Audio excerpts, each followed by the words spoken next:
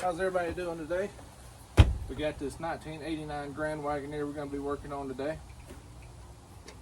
We're to the point of replacing the dash parts from where we put a new heater core in it.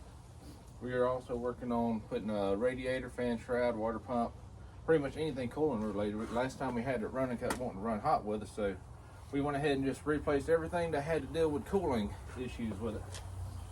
So, old Jeep seen its better life. It's probably spent about maybe 10 years sitting up in the woods up toward Punkintown, South Carolina. So I was very happy to restore this whole thing and try to bring it back to life. So that's what we're going to be doing today. As you can see, we got the one half of the dash off right here. We got to finish putting some screws on this side. Started it a few weeks back, but it ended up getting too dark for I couldn't see anything, and then ended up getting cold, and then just one thing led to another. So we're finally getting back out to it today. So yeah, let's go from there. All right, we now got the AC vents screwed back into place. Gonna be pulling the carpet out probably next week.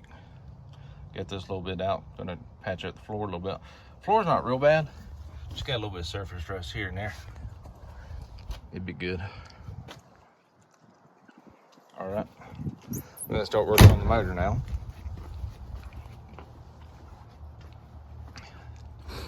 Gonna start adding our heater hoses, finish up the alternator, tidying up the electrical. We already added a HEI distributor upgrade, new water pump, spark plugs, wires, rebuilt carburetor.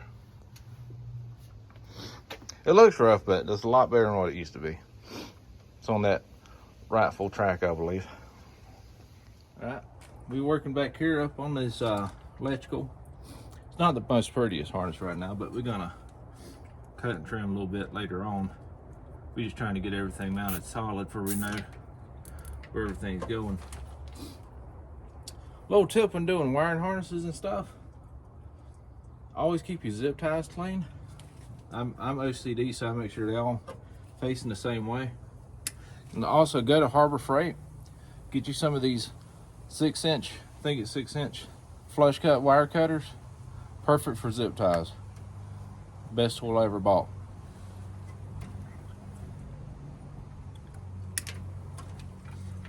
Yeah, once we get all the harness finalized, we'll go back through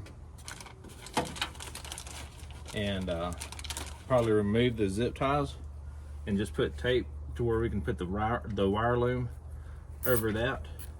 Just make it look a little bit cleaner. But yeah, I'm a very firm believer in zip tying.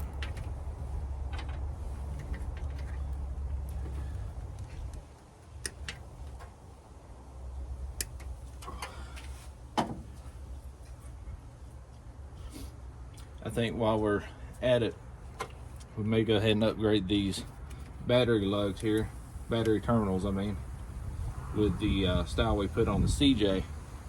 So far those have looked to work pretty good.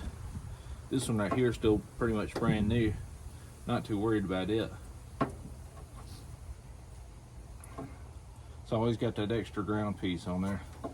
I don't know, we may go ahead and swap that and that before long. It's already kind of showing through right in there. We might run it. So that's tidied up, that's tidied up. I think what we're gonna do, start working on the heater hoses. And somehow I got to get this hose under our water pump.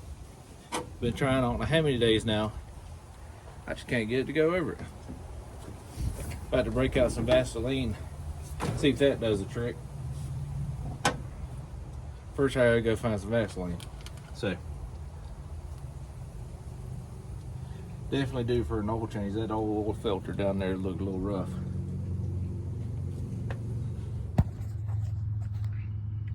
Oh yeah, she definitely due for a good fresh oil filter.